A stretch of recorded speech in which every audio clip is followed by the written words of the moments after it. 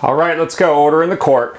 Steve Vondran, attorney here. This is a quick video for those of you that may be litigating in the state of Arizona and want a basic general overview of what the discovery rules are. Discovery is where you can go after the lawsuit is filed and go seek information from the other party and try to basically get the facts to support your claims or your defenses if you're the defendant. So this is just a quick overview. I'm going to go over this real quick with you and take some notes here. Let's switch the gavel to this side.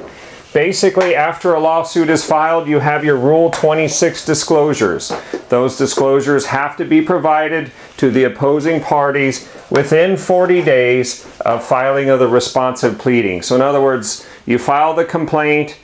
When the other party files the answer, within 40 days, you must disclose information. Those are your basic disclosures, your facts, your witnesses, your damages sought, those kinds of things. That's going to be the subject of another video, but realize you have to tender your disclosures, okay? Don't forget that.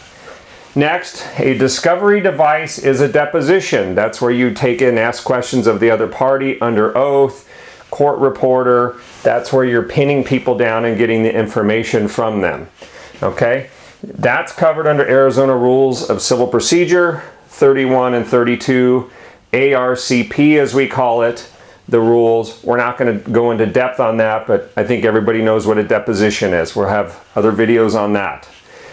What we're talking about, one of the big ones today, is the interrogatories. These are written questions sent to the other party asking them for certain answers, giving them answers to support what are their facts, how do you support your claims and contentions. I need the names and addresses, phone numbers of witnesses, opinions, damages, documents showing your damages. Now, in Arizona, this is covered under ARCP Rule 33, and you have a limit of 40 unless you go into get a stipulation from the other party. In other words, you call them up or you call the other attorney up and say, hey, I need more than 40. This is a complicated and complex case. We need more like 100 or 60 or 75. Will you agree to that? Will you stipulate to that? If they don't, you can file a motion and go in and ask the court. Tell the court why you need more than 40. Now, again, these are in Arizona, you have a maximum of 40. You have both uniform.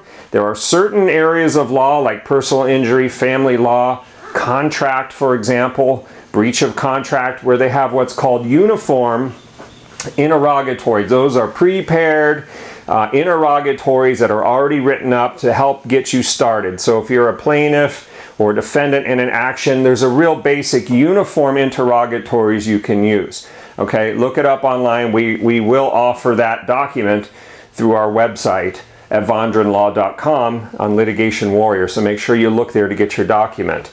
You also have non-uniform. That's where you basically start typing out your questions. I have this. Tell me that. Where's this? Where's that? Who's this? Who's that?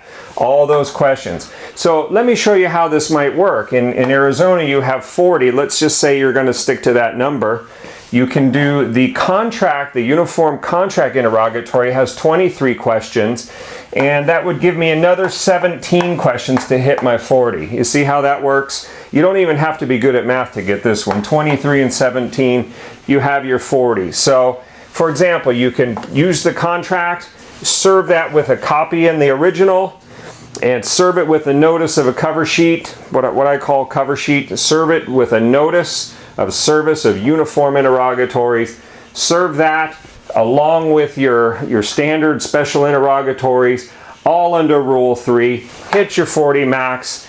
Get your question, your facts, your support for your contentions, your names of your witnesses, your opinions, your damages. Get that information, get the other side to answer you under penalty of perjury. That's what this is all about. Moving on, request for production of documents. You can always ask the other party to give you documents that pertain to the case, that are relevant to the case, or likely to lead to admissible evidence. Those are the rules, and those are the things you're looking for. That's under ARCP Rule 34. And you can have, again, a limited number, 10 specific requests.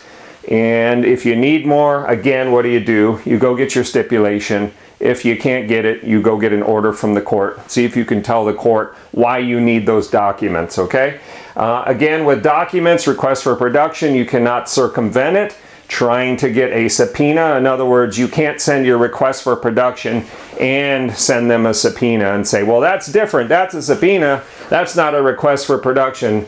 That's not part of the rules. So if you need more, go in and ask the judge, and that's one way to do it. Finally, you have your request for admissions, Rule 36, ARCP Rule 36, and there, an admission is basically asking the other party to admit or deny something. Admit it or deny it, okay?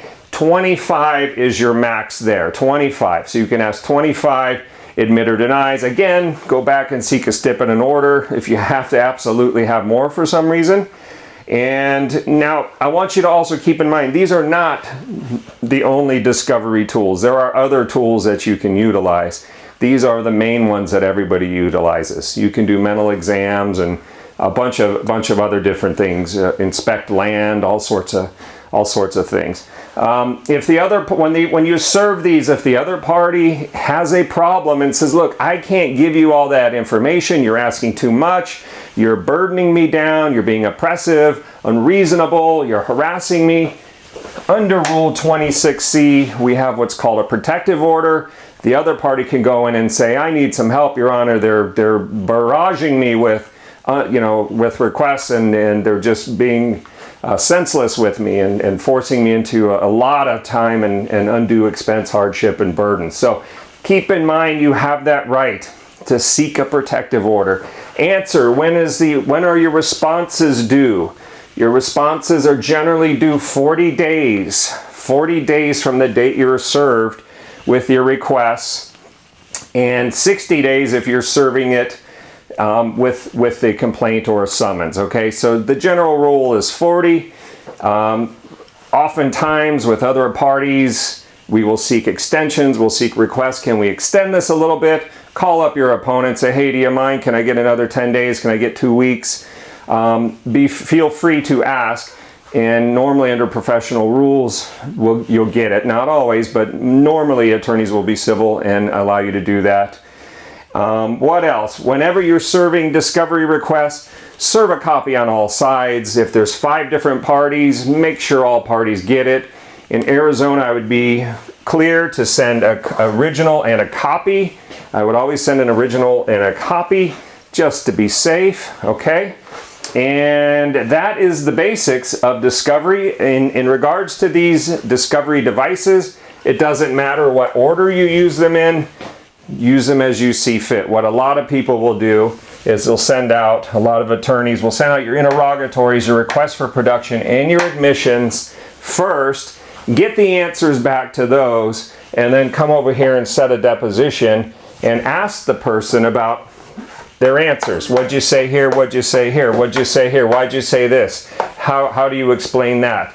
And so that's a lot of how the discovery process works for clients that are going, how does it work? I don't understand. What are you trying to do? This is the basics in Arizona. And like I said, the rules can vary by jurisdiction. But in general, these are the Arizona rules of civil procedure. Always check your court rule. Always check with your judge. See if there's any special rules that may modify these, but these are your Arizona rules of civil procedure, 31, 32, 33, 34, and 36.